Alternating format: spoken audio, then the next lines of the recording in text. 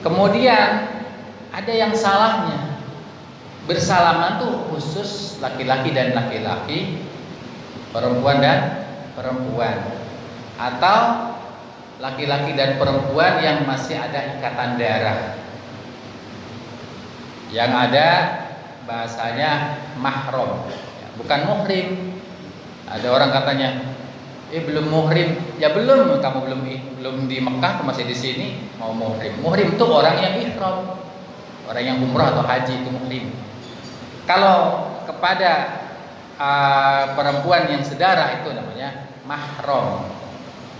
Mahram. Bahasanya mahram itu orang yang haram dinikah. Orang yang haram untuk dinikahi, yaitu adik perempuan, kakak perempuan, ibu, paman, bibi, bibi dan seterusnya. Nah itu ada di surat An-Nisa ada. Jadi saudara sekalian, jangan sampai ini anak-anak yang remaja dan sebagainya ketemu salaman. Atau sekarang itu kan biasa. Di pesantren juga masih ada. Kalau kita nggak seleksi, nggak menolak, ya semuanya pada minta salaman. Ke guru minta salaman. Walaupun ada sebagian guru yang mengatakan murid sama dengan anak, katanya gitu. Murid sama dengan anak, tetap walaupun dikatakan sama dengan anak masalah perasaannya, tetapi masalah batalnya ya batal.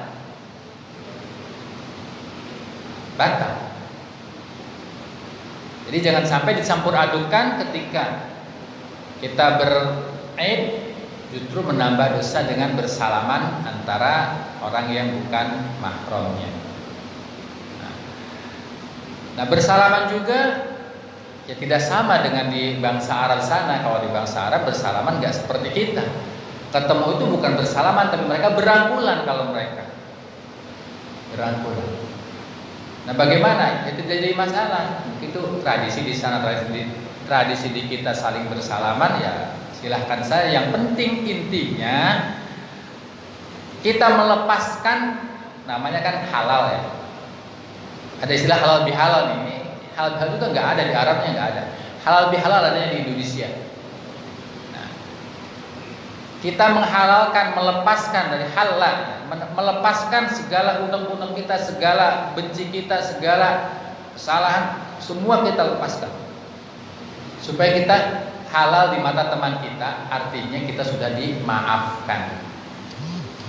Sehingga dengan bersalaman itu sebagai simbol bahwa kita memaafkan dia, dia memaafkan kita, seharusnya begitu. Tapi salahnya banyak orang yang bersalaman hanya lahirnya saja, tetapi hatinya tidak. Dengan bukti kalau sudah dengan musuh bebuyutan bahasanya, sampai dibawa mati.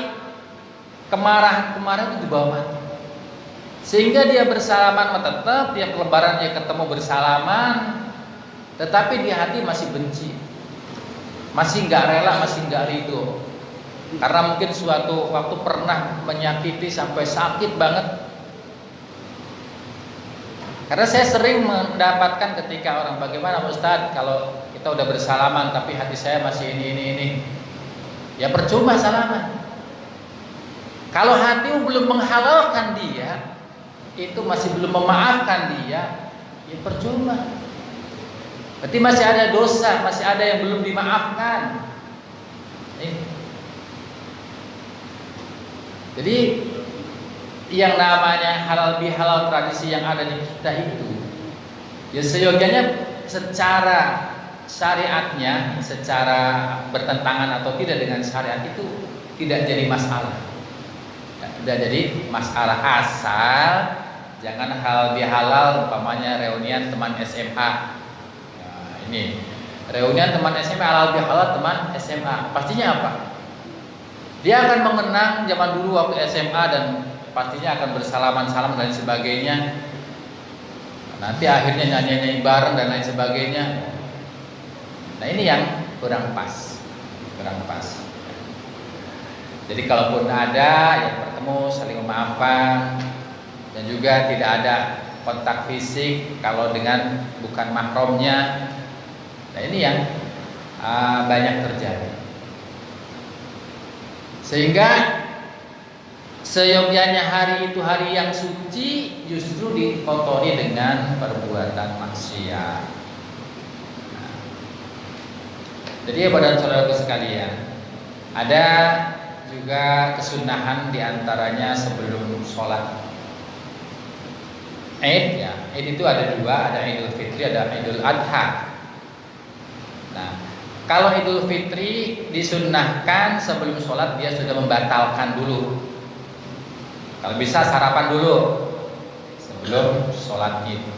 Ya, biar nanti kalau pemain khutbahnya kelamaan nggak gerutu belum sarapan ya.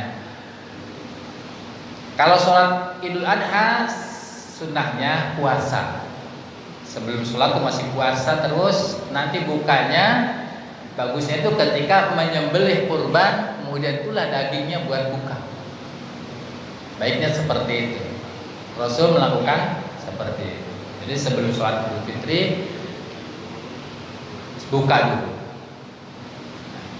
Dan juga ada yang berkaitan dengan Id, yaitu tentang zakat. Bapak-bapak dan saudara sekalian, barangkali zakat fitrahnya masih belum tertunaikan karena wajibnya kita itu pada malam Id kita wajib zakat fitrah kita ya, jangan lupa cepat segera kita keluarkan.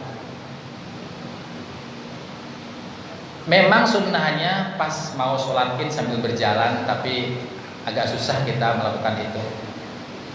Ya, kalau pengen sekarang dengan preventif itu takjil itu lebih baik. Kenapa? Karena banyak orang yang membutuhkan. Sehingga dengan kebutuhan itu kita bisa membahagiakan orang yang diberi atau mustahik, para fuqara dan masakin yang menerima zakat dari kita itu mereka merasakan kebahagiaannya. Nah, jadi jangan lupa, karena kalau lupa ketika zakat itu kita niatkan dikeluarkan, sudah telat waktunya, imam sudah naik mimbar, maka zakat itu menjadi sedekah biasa. Menjadi sedekah biasa. Nah, untuk lebih lanjutnya ketika Id, sebaiknya benar-benar kita bermuhasabah tentang dosa-dosa kita kepada sesama. Karena insya Allah muhasabah tentang dosa-dosa kita dengan Allah mungkin sudah selesai lah kita adukan di bulan Ramadan ini. Sudah selesai malam-malam Lailatul Qadar kita mungkin mengadu kepada Allah tentang dosa-dosa. Kita mungkin melalaikan sholat, melalaikan perintah-perintah yang lain. Sudah. Sekarang yang kita jelang yaitu tentang dosa-dosa kita kepada sesama. Kita bayangkan ketika kedua orang tua kita, apalagi seorang ibu yang mana dia itu mengandung kita wahnan ala wahnin, dengan sakitnya di atas sakit, sakit yang sangat sakit. Selama 9 bulan kita mengganggu kenyamanannya. Wa fisaluhu fi amain. Ketika sudah lahir kita tetap masih menyusu sampai 2 tahun. Setelah 2 tahun kita sudah tidak nyusu lagi, tetap masih butuh bimbingan orang tua, belajar berjalan, belajar berbicara, dan semua belajar mengetahui dunia nyata. Itu adalah ibu kita.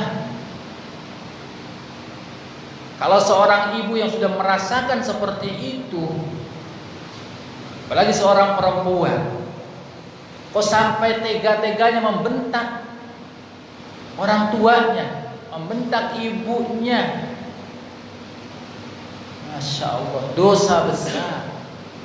Dosa besar. Mungkin kita pernah membentak kedua orang tua.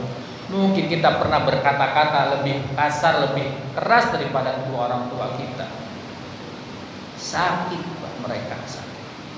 Ini saatnya Ketika Ramadan ini sudah selesai, yang masih punya orang tua,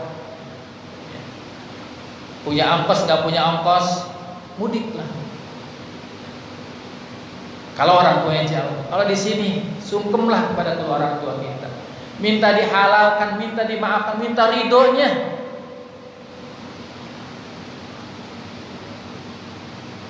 Tangan orang tua kita cium bolak-balik, Pak.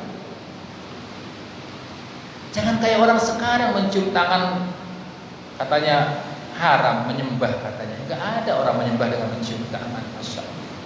Enggak ada aja. Jadi cium tangan orang tua kita. Kalau ternyata tangan orang tua kasar, Masya Allah, tanganmu kasar banget, berarti selama ini bekerja untuk saya.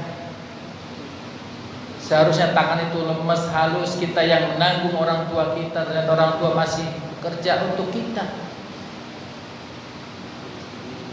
Terus sambil kita minta halalnya, jangan dilepaskan. Kalau kita banyak dosa, kita ungkapkan. Pasti orang tua siapapun ketika anaknya seperti itu akan memaafkan, akan memberikan ridho. Jadi yang masih punya orang tua lengkap, alhamdulillah, berbahagia banget. Atau yang tinggal satu, tinggal bapak atau tinggal ibu, Masya Allah, jangan disia-siakan, surganya di sini. Bahkan ibu kita itu doanya melebihi wali sekalipun. Doa ibu kita. Jadi pas ini momennya, besok datang ke ibu kita. Walaupun gak diungkapkan, ketika kita sungkem, ketika kita bersalaman, mencium tangannya, nangis, Pak.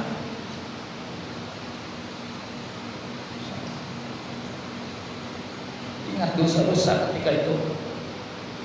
Mungkin waktu kecil kita bandel, orang tua kita pernah disakiti oleh kita.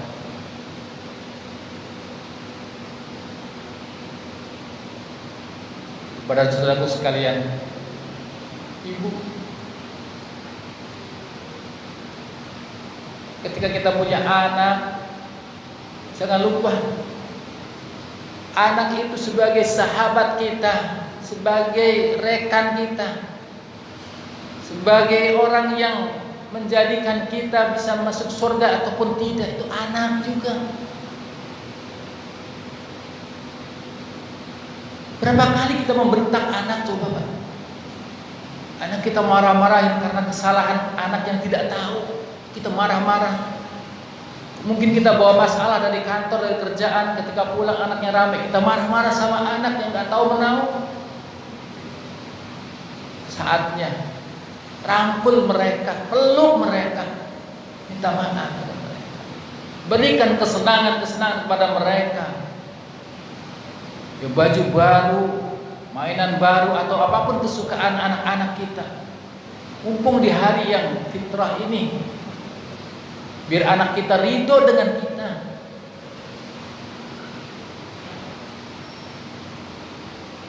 Kemudian tetangga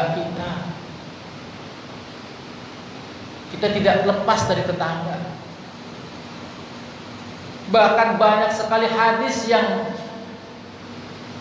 Jibril berwasiat, Allah berwasiat lewat malaikat Jibril, lewat Nabi Muhammad kepada tetangga itu harus bagaimana. Banyak sekali. Bahkan ukuran keimanan seseorang itu diukur dari bagaimana dia bertetangga. Bahkan la yu'minu ahadukum, tidak beriman kalian semua. Kalau apa? Yaitu man la ya'manu jaruhu bawa'iqahu. Orang yang tetangganya tidak nyaman dengan mulutnya dia, dengan kata-katanya dia, dengan perbuatannya dia. Tetangga kita tidak nyaman, berarti kita tidak beriman. Mungkin kita ngerenov rumah, ada batu kerikil yang jatuh ke sebelah dan merasa tersakiti. Batas kita dengan tetangga banyak masalahnya, kompleks sekali. Sekarang saatnya datangi orang yang mungkin kita menyakiti dia sengaja ataupun tidak disengaja, minta maaf, minta ridhonya.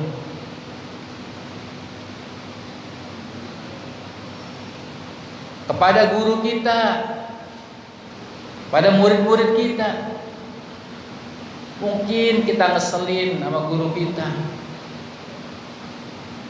Mungkin juga kita sebagai guru kepada murid-muridnya, karena kita tidak lepas daripada kesalahan dan kekhilafan.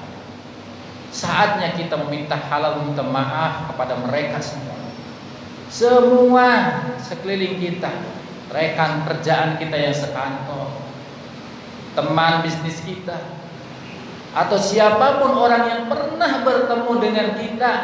Kita minta halalnya, minta ridhonya. Karena sekali lagi ketika tidak mendapatkan ridho dari adami, ridho dari sesama kita, Allah juga tidak akan ridho. Akan menjadi penghambat masuknya kita ke surga Allah. Bapak dan saudaraku sekalian, semoga dengan ini kita benar-benar mendapatkan kesadaran diri kita tidak ada apa-apanya, yaitu makhluk yang lemah, makhluk yang tidak sempurna. Maka ketidaksempurnaan itulah yang menjadikan kita rendah diri.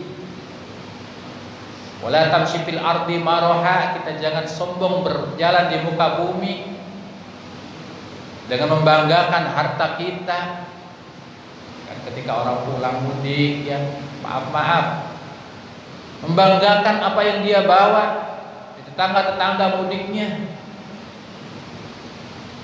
dengan mobil baru, dia bangga ketika pulang ke kampung. Ini yang tafakhur, sombong dan lain sebagainya. Ya barangkali kita yang seperti itu, naudzubillah, ayo kita buat. Tapi sekali lagi kita tidak harus atau tidak sepatutnya memvonis orang lain ketika mendapatkan anugerah dari Allah. Wah, dia sombong banget, tidak usah. Ukurannya kepada kita sendiri, apa kita sombong atau tidak, itu aja. Karena ngaji kita untuk konsumsi diri sendiri. Kecuali kalau kita mau menasihati, tapi bukan menuduh atau menghukumi seseorang berbuat salah. Cukup nasihati secara umum saja. Tentang barangkali ada kesombongan, ada ria dan sebagainya, cukup kita nasihati kalau bisa. Kalaupun tidak, sudah kita ingkar di dalam hati.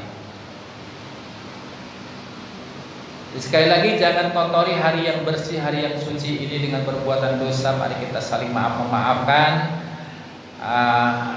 Seyogianya kita bertemu menjalin silaturahim, karena silaturahim tidak cukup dengan gadget kita. Ketika kita bertemu bersalaman, tadi pahalanya sudah jelas. Allah memintakan ampunan untuk orang yang bersalaman itu. Dan ketika bertemu akan bertambahnya rezeki, akan banyak rezeki. Insya Allah di sana kita akan bertemu dengan saudara-saudara kita. Mungkin ada kerjaan baru, ada objek baru dan lain sebagainya. Insya Allah Allah memberikan rezeki, dan insya Allah Allah panjangkan umur kita dengan silaturahim tersebut. Hadis Nabi sudah jelas sahih. Ketika kita banyak bergaul dengan orang, itu insya Allah umur kita akan lebih panjang, lebih sehat. Kenapa? Itu kalau orang barat itu benar-benar ada penelitian. Orang yang bergaul dengan orang yang tidak bergaul hanya di dalam rumah saja, itu umurnya lebih panjang orang yang bergaul. Jelas. Saya bukti ada banyak ketika tetangga yang umurnya pendek, maaf ya, semoga Allah ampuni dosa-dosa dia, dosa-dosa mereka. Itu yang umurnya pendek itu ternyata orang-orang yang kurang pergaulannya, kurang luas.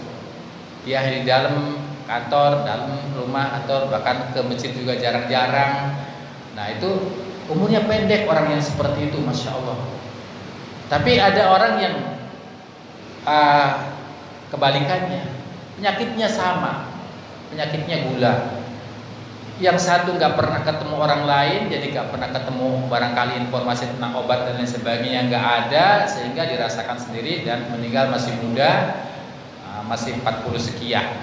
40 sekian. Yang satu udah sampai pensiun nih, padahal divonis gula dan terapinya dia harus jalan di panas-panasan, pakai jaket biar keringetan terus, tapi bergaul. Setiap lagi jalan ada orang ngobrol ketemu, ada orang lagi duduk ngobrol, semua satu komplek itu seperti itu. Dan sampai sekarang masih sehat. Teman-temannya ada 5, katanya 5 yang bareng dengan dia itu, yang sama penyakitnya seperti itu, udah out semua. Dia masih hidup. Jadi saya bisa buktikan bahwa oh iya, dia tuh orangnya gaul, kalau kemana aja dia masuk, ngobrol bisa kemana aja.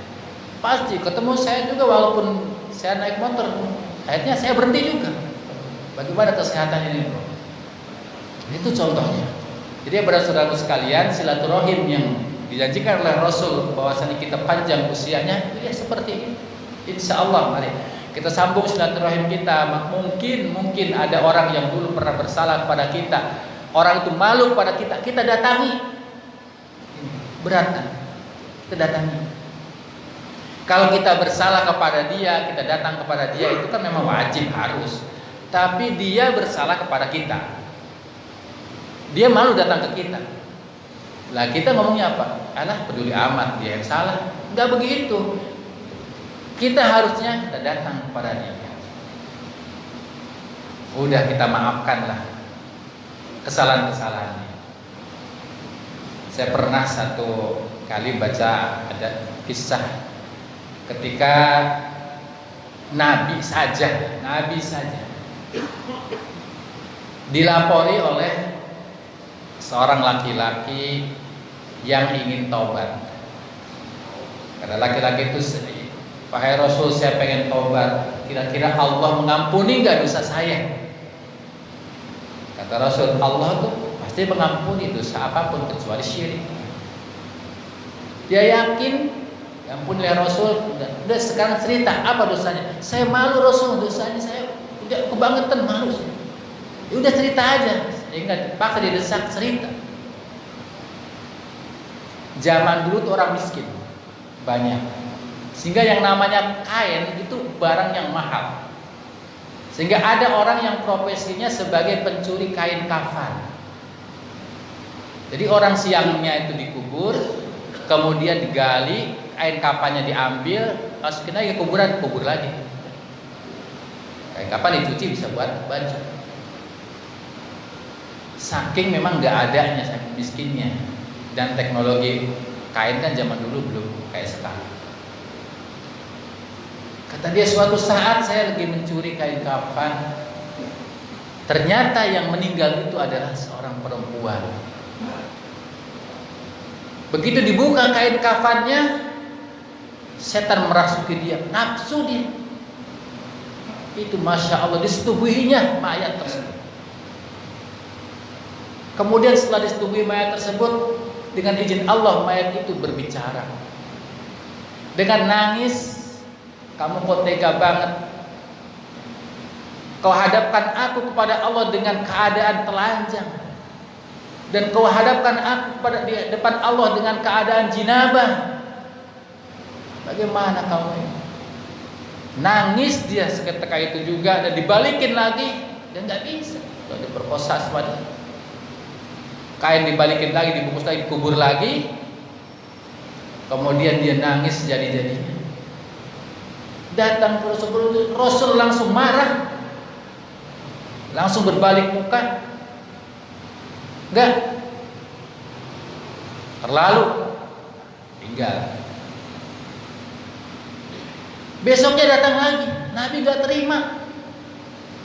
Sampai 3 kali datang, Nabi gak terima. Kemudian Nabi ditegurkan oleh Allah, kata, wahai Rasul, kamu itu tidak punya apa-apa. Kamu tidak memberikan rezeki kepada orang, tidak memberikan makan kepada orang, tidak menghidupkan dia.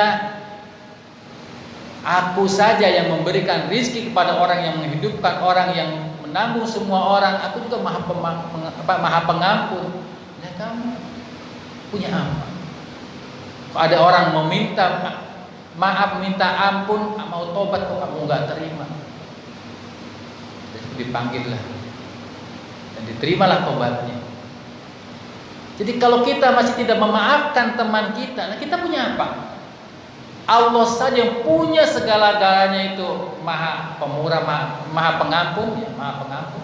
Al-Ghafur. Bahkan kalau kita baca Al-Quran, memang di sana dikatakan Allah itu akan mengampuni seluruh dosa, illa ayyushraka, kecuali Allah disekutukan dengan yang lain.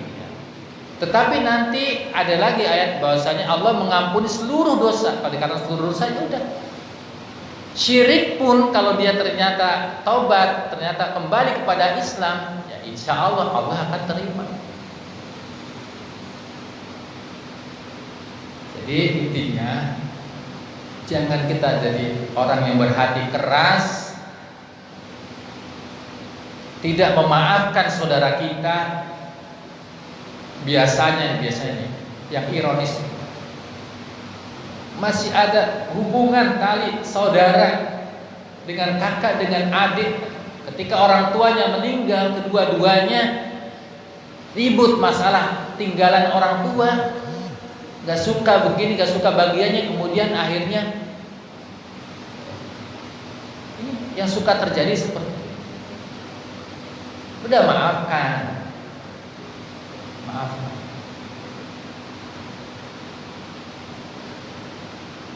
Mumpung lebaran ini, nggak malu kalau lebaran. Kalau bukan lebaran, ujung-ujung kita minta maaf dan memaafkan, tanda tanya. Sekarang maafkan, jelasin. Jadi kita maafin saudara-saudara kita. Sekarang kita niatkan, kita maafkan orang-orang yang telah menyakiti kita. Karena kita pun tidak lepas, tidak terbebas dari kemungkinan kita menyakiti orang lain. Mungkin kata-kata kita, mungkin gak sengaja kita nyenggol ketika lewat, dia gak suka pada kita, bisa jadi. Jadi baru kita terhadap manusia. Bagaimana kesalahan kita terhadap hewan? Nah, emang ada hisabnya? Ya ada. Bahkan ada hadis mengatakan ada seorang perempuan masuk neraka karena seekor kucing. Punya piaraan kucing atau apa nih? Kenapa? Laki-laki piaraan burung, ya. Laki-laki piaraan burung. Itu banyak dosanya itu. Lihat aja nanti. Kenapa kata Nabi kok perempuan masuk neraka karena kucing? Iya, kucing itu dikurung. Kemudian dia lupa apa-apa, nggak dikasih makan beberapa hari dan sampai mati. Akibatnya dia dihisab berat dosanya, karena nggak membiarkan kucing supaya lepas, bisa makan makanan serangga-serangga yang ada di luar. Ternyata dia kurung sampai mati. Punya burung piaraan juga berpotensi seperti itu. Bukannya nggak boleh, boleh. Pernah ada seorang sahabat yang miara burung juga, ada ceritanya ada. Tapi jangan sampai hak-haknya burung itu terampas. Saya masih ingat orang tua saya dulu, anak kecil kan biasa seneng jangkrik, jadi kampung itu. Nah, jangkrik piara, bunyinya kan seneng. Itu selalu dilihat sama bapak itu. Mana yang ceweknya? Ya kan yang bunyi kan yang jantan.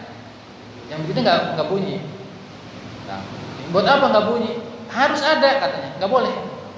Jadi kalau saya tuh dua-dua, satu kandang itu ada laki-laki, ada perempuannya, kandang jangkriknya itu. Jadi bapak saya tuh paling takut sampai hewan itu, sampai hak biologisnya saja umpamanya tidak tersalurkan, itu dosa. Apalagi masalah makanannya. burung kita yang kita piara. Sematawayang, jomblo dia. Nah, kita aja jomblo, nggak kuat ya. Sama burung juga, menyiksa nggak? Sama menyiksa sebetulnya. Ya kita muhasabahnya seperti itu. Jadi harmoninya kita itu bukan hanya dengan sesama, dengan alam kita, dengan dunia hewan kita juga, kita harus tidak menyakiti. Bahkan Nabi pernah berwasiat, kalau engkau menyembelih hewan, maka asahlah pisaunya yang tajam, supaya jangan menyakiti hewan yang disembelih. Ya kan kalau kita, alah hewan mau mati aja mau sembelih. Tapi Islam melarang kalau kita menyembelih dengan pisau yang tumpul.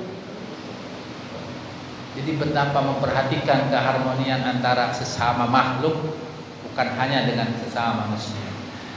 Jadi itulah yang bisa kami sampaikan. Ya mari kita walitukmilu iddata wa tukabbirullaha ala ma hadakum wa la'allakum tashkurun. Kita sempurnakan hitungan Ramadan kita insyaallah sampai nanti sore, dan nanti malam kita bertakbir kepada Allah, mengagungkan nama Allah atas, dan juga kita bersyukur atas hidayah yang telah Allah berikan kepada kita. Semoga kita termasuk golongan orang-orang yang bersyukur.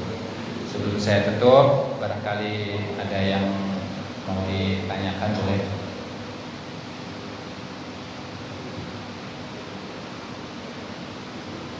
Tidak ada yang tanyakan ya, cukup ya. Baiklah, selamat berpuasa satu hari lagi. Selamat kita menghatamkan yang belum hatam barangkali, dan semoga Bapak dan kita semua, ibu-ibu, bisa mengakhiri Ramadan ini dengan banyak-banyak bersedekah. Banyak orang-orang yang membutuhkan kebahagiaan di hari esok ya. Semoga kita sama-sama berikan keringanan beban-bebannya mereka, para fuqara, para masakin. Insyaallah ya, kita bayangkan anak-anak yatim kita yang akan mengulurkan tangannya nanti, membimbing kita, mengajak kita, menarik kita ke surganya Allah Subhanahu wa taala. Amin ya rabbal alamin. Al-Fatihah. A'udzu billahi minasyaitonir rajim. Bismillahirrahmanirrahim. Alhamdulillahirabbil alamin. Arrahmanir rahim. Maliki yaumiddin. Iyyaka na'budu wa iyyaka nasta'in. Ihdinas siratal mustaqim. Siratal ladzina an'amta 'alaihim ghairil maghdubi 'alaihim waladdallin. Amin. Mohon bacakan Al-Fatihah satu kali lagi, yaitu untuk besannya AKBP Isfiratullah, namanya Ahmad Sunardi bin Adang Rosid, yang telah pulang ke rahmatullah. Semoga yang benar-benar mendapatkan puasa yang diterima oleh Allah. Semoga amal ibadahnya semua diterima oleh Allah, dan semoga dosa-dosanya benar-benar diampuni oleh Allah Subhanahu wa taala, dan ditempatkan di tempat yang mulia di sisinya. Dan semoga keluarga yang tinggalkan mendapatkan kesabaran, ditetapkan iman dan Islamnya. Ala hadinnya wa kulli yadin sallallahu alaihi Rasulullah sallallahu alaihi wasallam. Al-Fatihah. A'udzu billahi minasyaitonir rajim. Bismillahirrahmanirrahim. Alhamdulillahirabbil alamin. Arrahmanir rahim. Maliki yaumiddin. Iyyaka na'budu wa iyyaka nasta'in. Ihdinas siratal mustaqim. Siratal ladzina an'amta 'alaihim ghairil maghdubi 'alaihim waladdallin. Barakallahu fikum wa afu minkum wa barakallahu fikum. Assalamualaikum warahmatullahi wabarakatuh.